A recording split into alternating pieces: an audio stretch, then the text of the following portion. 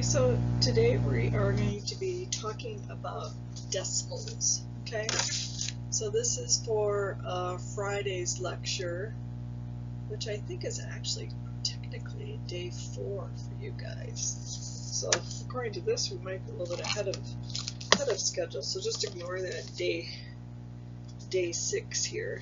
Ignore day 6. So we are in day 4. So this is for Friday.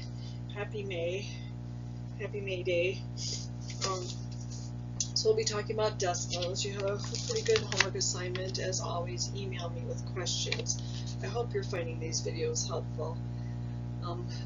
Like I said, it's definitely a challenge to be teaching this online, especially for math. Okay. So just kind of reviewing, excuse me, I drink a Diet Coke. Reviewing your place value and where your decimals are and what these place values mean, or what they're called basically. So again, the decimal is equaling to and. Okay, so when you're saying the number, that is your and then remember, everything to the right of the decimal is pronounced with the tenth, or the th rather. So tens to the left, tenths to the right. Okay, so you can see how everything to the right of the decimal ends in THS. Okay, and this chart, I believe, is on page 84 in your textbook. Alright, so again, the decimal meaning and. A lot of times healthcare workers like to put a 0 to the left of the decimal. If there's no really whole number there, it just improves accuracy. It's just confirming that there is not another number in front of the decimal. Okay, so and then in this example, as far as how you would say this, we have 567 and 89 hundredths. Okay, so 89 hundredths again being to the right of the decimal. And I went ahead and left this slide blank so I could kind of mark a little bit here and talk about what I was referring to. So if we have a decimal here, let's say, and we have a 4, so this would be 4/10 is how you would say that, 4/10. And another way of writing it would be 0. Again,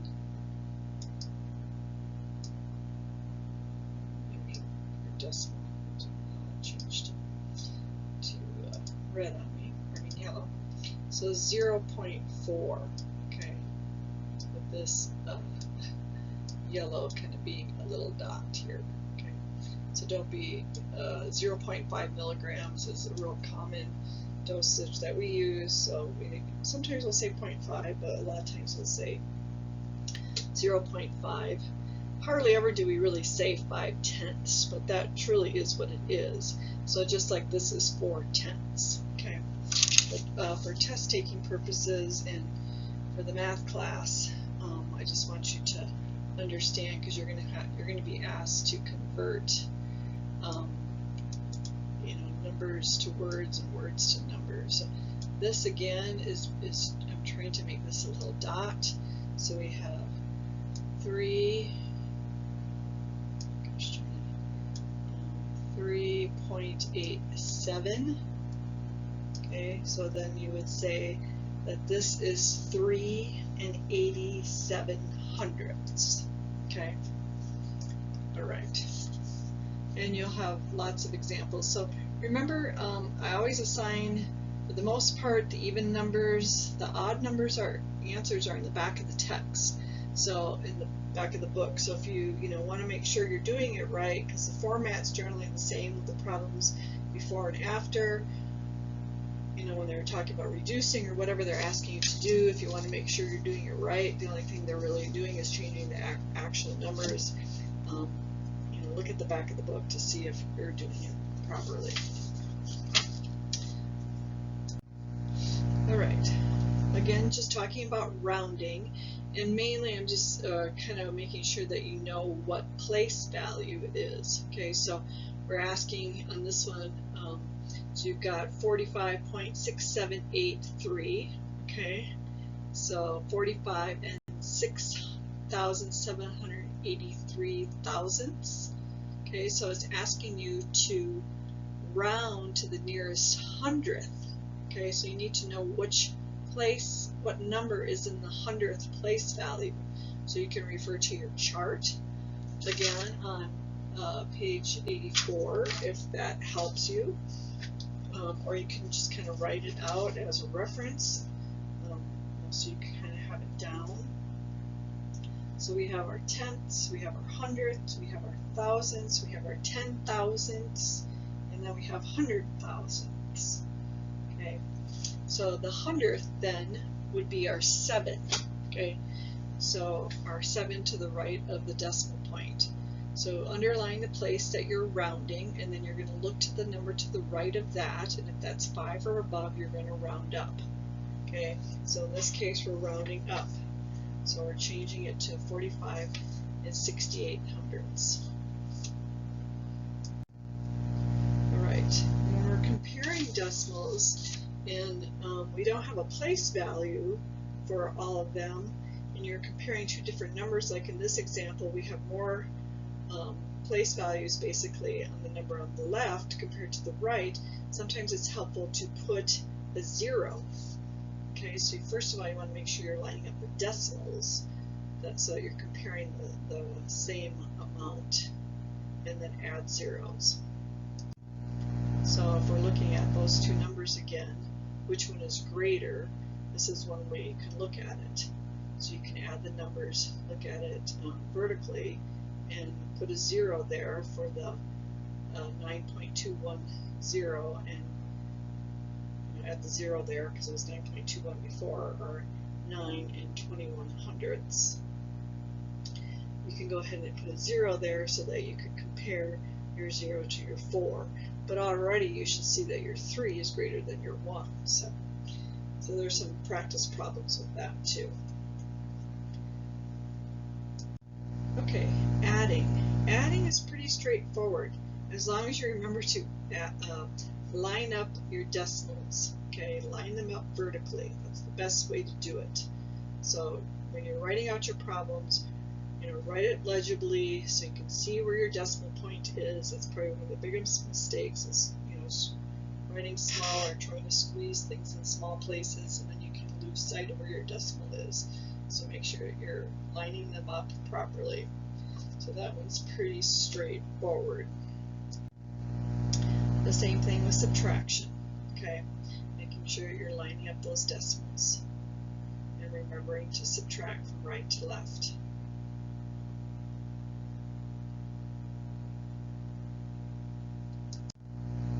Alright, now when we're looking at multiplying, this sometimes can be a little tricky. This is where some people get a little messed up. So we're looking at taking 2.29 times 3.5. Okay, I'm so used to just saying it with the decimal. Right now, it's all that really matters. I'm not going to try to. So it'd be what, 2 and 29 hundredths times 3 and 5 tenths, basically.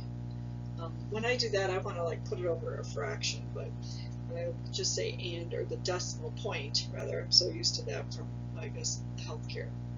So when I look at multiplying these two, the thing that I need to do is look how many place values, where my decimal is for each number. So if I'm looking at that 2.29, I have 2 decimal digits basically to the right at the end of the number. So if I put 229, and then I have to move it from the right over to the left, if that makes sense.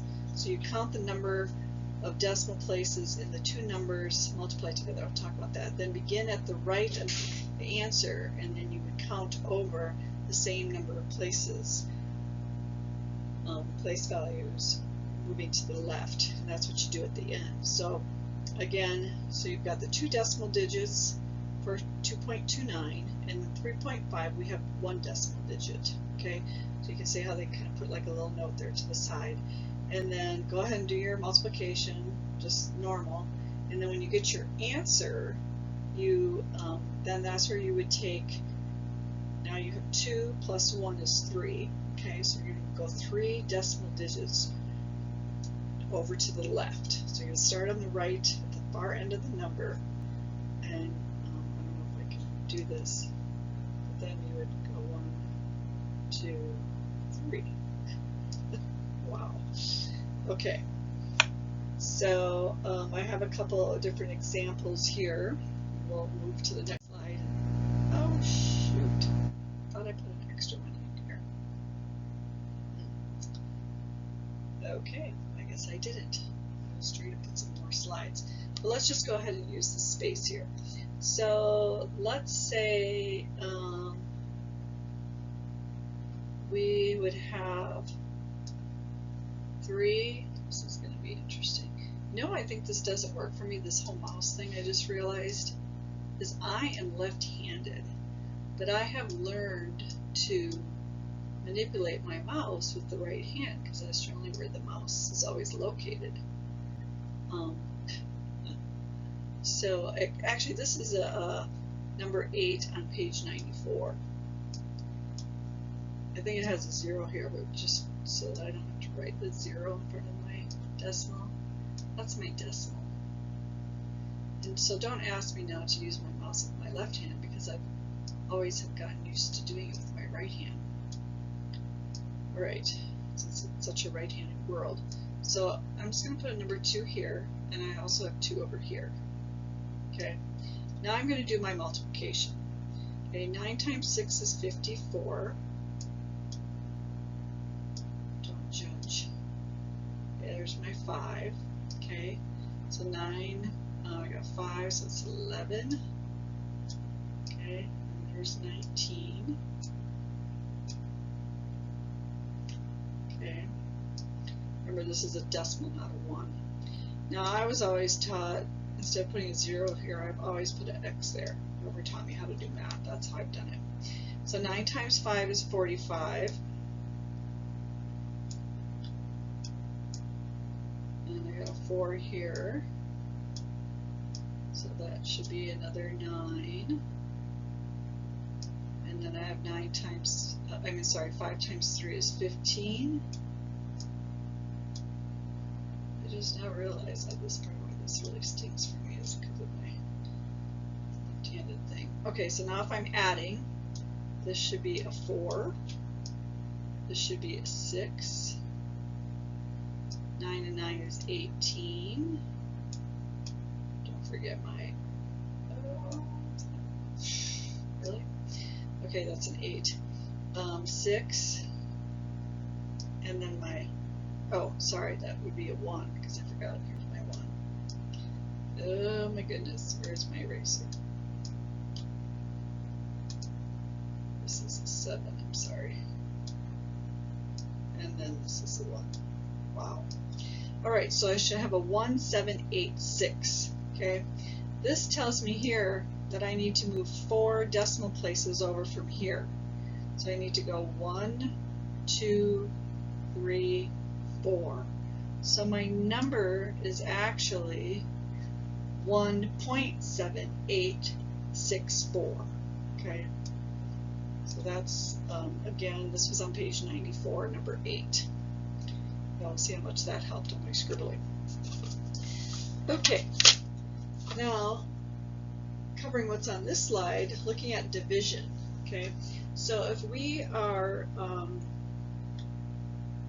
if there's just the decimal and the dividend, we're just going to move the decimal straight up. Okay, I'll show you that on the next slide, and then we'll just move on to the next slide. Maybe that's where my blank slide was. Nope, I should have left a blank there. So this is your decimal into your dividend.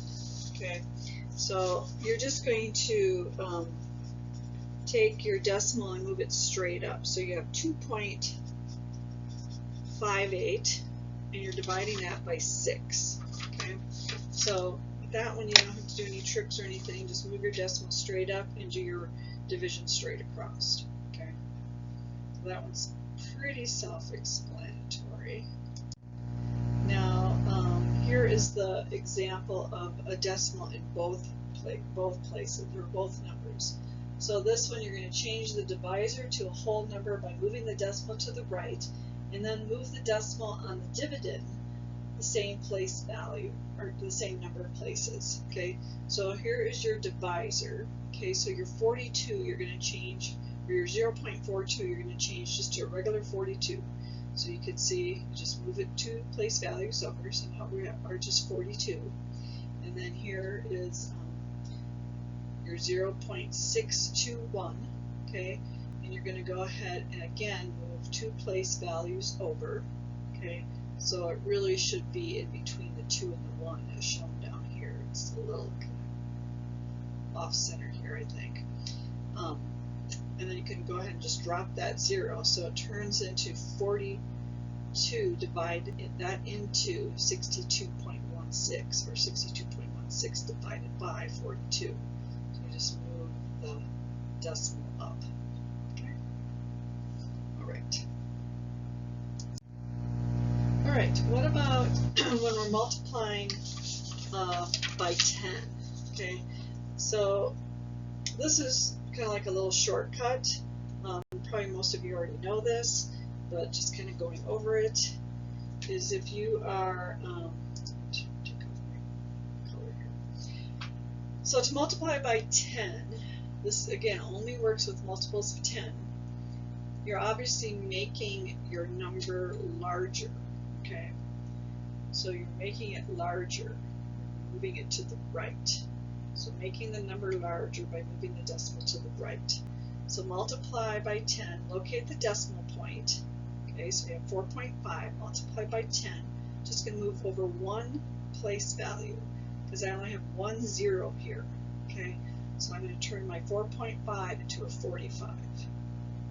Okay, if I were to multiply 4.5 by 100, okay, then I'm going to have to move 2 place values then.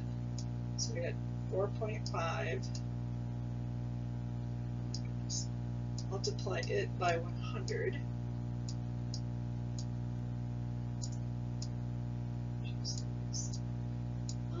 and that is going to then move 2 place values over. So it should turn it into 450. Okay, so in this case, if I were to multiply it by 100, I would move 2 place values over. So I have one, another one. Okay, and then the same with 1,000. I have 3 zeros there, so I'm going to move 3 place values over to the right, making the number larger. So then 4.5 times 1,000 would be 4,500. 4,500. The same thing with division. It's just kind of the opposite. You're moving the decimal to the left, so you're making the number smaller. Okay, you're dividing by 10, so you're making the number smaller. So that's where I say make sure that it makes sense. Okay, so 9.5, I'm dividing it by 10, so I'm going to move my place value over to the left by 1. Okay, and I'm putting a 0 here to just to signify that there's nothing else there. So 95 hundredths, sorry, 95 hundredths. Okay, so if I were moving, if I was taking the 9.5 and I was dividing it by 100, I would move over 2 place values. Okay, so then I would have 5, I'm going to write this backwards, 9, okay, my place value is here, or my decimal was here. I'm going to go 1, 2, that was a big big leap. Okay, so it'd be 0.095. Okay, so it would be smaller yet. And then if I was dividing by 1,000, it would be 0.0095. So because I moved 3 place values over. Okie dokie. Now, looking at converting, and this is another reason why it's important to know your place values. You're changing your decimals to fractions. Okay, so we are, and you know, this is just so sad that we're not in the classroom either, because we make I make chart papers, and I keep them up on the wall for a while just to kind of, you know, hopefully repeatedly seeing these different things kind of helps you retain it. Unfortunately, we're not able to do that here. So we're looking at converting 457 thousandths to a fraction. Okay, so right there, I should tell myself that that number 457 is going to be over 1,000. Okay, so we're converting a decimal to a fraction. We need to count the number of decimal places in the decimal number. So we have 3 of them. 1, 2, 3. Okay, 3 decimal places means the thousandths in decimal numbers. So we're going to write the 457 as the numerator and 1,000 the denominator. And this cannot be reduced. Okay, so we would just leave that one. Okay, we do have an example. So what about taking 2, oops, darn it, no, you can't go back on these things. Darn it. Okay, well, let's just kind of play up here if we can. How about taking 2.75? Okay, so that would be 2 and 75 over 100. Okay, because we have 2 place values, because it's 2 and 75 hundredths. Okay, so this was 2.75 is 2 over 75 to 100, and we can reduce that. We take, how many times is 25 going to 75? We have 3. And how many times is 75, or rather 25 going to 100? So 2 3/4 would be 4 times. Leave it alone. Okay, so we'd have 25 goes into 75 3 times, and 25 goes into 100 4 times. So we reduce that 2 and 75 100ths over 2 3/4. Okay. All right. Looking at changing then fractions to decimals, going the other way around. So if we look at, again, a number that is a fraction, basically can be a division problem. So you're taking 3 and you're dividing it by 4. Okay, so the top number is always in the house. Okay, this being the house. One of my students used that term, so I'm stealing it. So this is the house. Okay, so the top number is in the house. So you're taking 3 and you're dividing it by 4. So when I talk about just number sense and just seeing if it makes sense, so my answer, if I'm taking 3 things and dividing it into 4 different pieces, it's going to be less than 1. Okay, so it's going to have a decimal. It's going to be less than 1. Okay, so 3 doesn't, or 4 can't be divided into 3, so that's where we're going to have to put a decimal here. Bring your decimal up, and now this is going to turn into 30 basically. Okay, so we can put 4 into 37 times. 7 times 4 is 28, minus your 2. If I bring a 0 down here, now I can get 4 into 25 times with the remainder here of 0. So my answer is 75 hundredths, or 0.75. Okay. Some sometimes division doesn't come out evenly. After two place values, generally you can round up. Okay, so in this case, we have 30 and 333, 333, 10 thousandths or 100 thousandths. Anyway, we're rounding it. We're going to round it. We're going to say 30.33 or 30 and 33 hundredths. Okay. All right.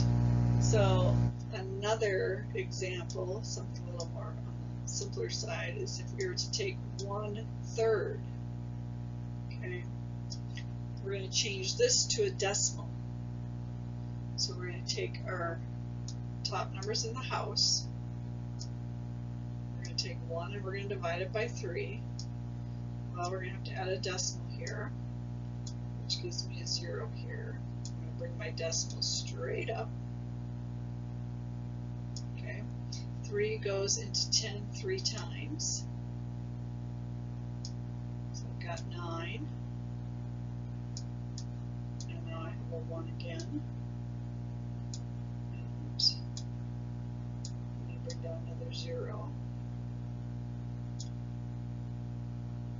Okay, 3 goes into 10 again 3 times. So we can keep doing this, right? But we're going to stop right here, and we are going to call it 0.33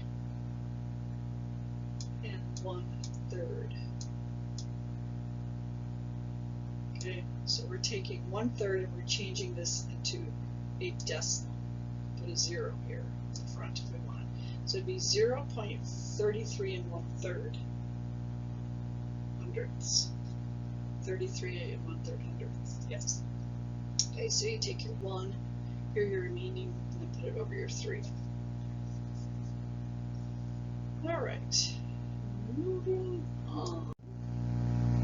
Now, looking at solving a mixed fraction and decimal problems, okay? So if the problem has a complex fraction multiplied by a decimal number, work the complex fraction part first.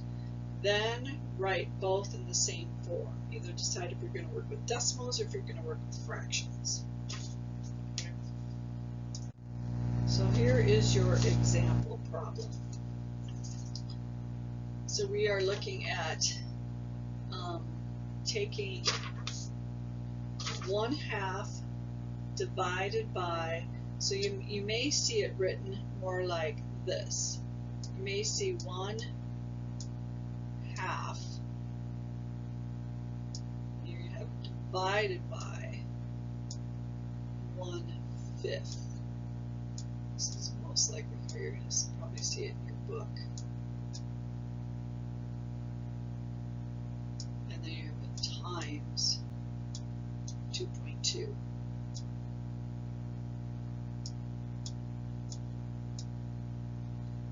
Yeah, since I can't really use the mouse on my left hand, I don't think it's even worth trying.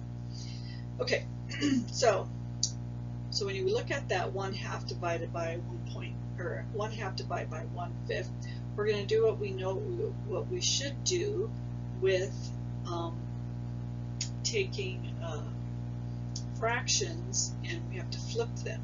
Okay, so we have the 1/2 divided by 1/5, and we have the times 2.2. So we're going to take the 1/2 here, we're going to flip the 1/5, so that's going to turn into 5 over 1. Okay, now when we do the multiplication straight across, we should have 5 over 2. Okay, and if we change that, because this is an improper fraction, because the top is heavier, so this 5 over 2 is going to turn into 2.5. Okay, and then we are going to I want to kind of explain that a little bit more. So your 5 and 1/2 is 2.5, and you could figure that out by dividing 5 into 2. Okay, so that's basically 5 is again in the house, divided by 2. We know it goes in there 2 times, because there's 4, 1, 0. We have to put a decimal here. Sorry, that's 2, and that's 2 goes into 10 5 times. Okay, so 5 over 2 is the same as 2.5. And that's what I was talking about as far as going ahead and working with the same type of problem. So now you're just using decimals, okay, the same type of unit basically. So 5.2 times 2.2 then equals 5.5. Okay, all right. I think I left the slide blank, the next one to kind of write that out. So we just did kind of write it out.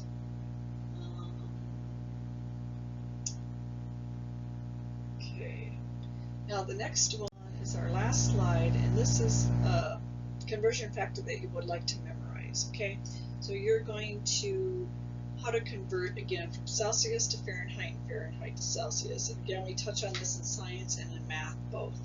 This is the formula that I like the best, okay, without the fractions. Well, we have a little bit here of fraction, but you take your Celsius temperature, you times it by 1.8, and then you add 32. So if we were to take 41, for example, is your Celsius temperature, you times that by 1.8, you're going to get 73.8. Then if you add 32, you should get 105.8. Okay. Keeping in mind that 37 degrees Celsius is considered normal, is equal to 98.6. So 37 degrees Celsius is a normal body temperature in Celsius for a human. And if we were to convert, then I'm looking here for just a second. So now we're looking at taking, if we're going to take 104 degrees Fahrenheit, for example, we want to know what that is Celsius. So let's take 104 minus 32. That should give you 72. Now you're going to take 72 and divide it by your 1.8. Okay, so you have 72 in the house, and you divide it by 1.8. So I'm going to go ahead and get rid of that decimal point. Okay, I'm just going to move it over right there. Okay, so technically I could move it over here. I can put a place value of 0 here and move it over here. Okay, because I would move this one place value over to get rid of it. I'm going to do the same thing over here. So now I'm going to take, how many times does 18 go into 72? Well, it just happens to be 4. 18 times 4 is 72. So then I have 0. But I'm going to have to move this 0 up. And that's how I get my 40. Okay, that's on page 97 in your text. All right, well, I did my best with that. Please email me with questions. Just practice. You've got lots of homework to practice problems. And I believe next week, let me take a look at our schedule real quick. Next week, Monday, is your first exam. So it will be covering, hold on one second, let me just double check everything. Okay, so your first exam is Monday, and it is going to be on whole number and fractions. It will be a time test because of the situation that we're in. It's going to be multiple choice. It's going to be 35 questions, and I'll put an announcement out for this too. So it's going to be addition of fractions, subtraction, also whole numbers, finding the mode,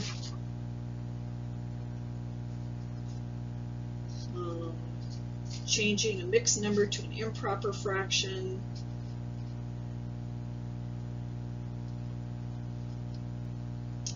again it's multiple choice, a little bit story problems,